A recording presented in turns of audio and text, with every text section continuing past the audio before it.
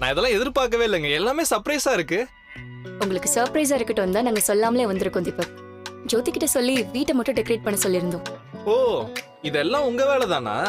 நல்லா இருக்கு, நல்லா இருக்கு. சரி வாங்க எல்லாரும் நம்ம கேக் கட் பண்ணலாம். இதுவுமா? ஆமா. சரி வாங்க வாங்க.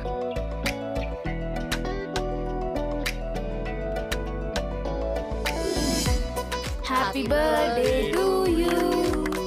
Happy birthday to you. Happy birthday to Deepak. Happy birthday to you. Cut பண்ணுங்க.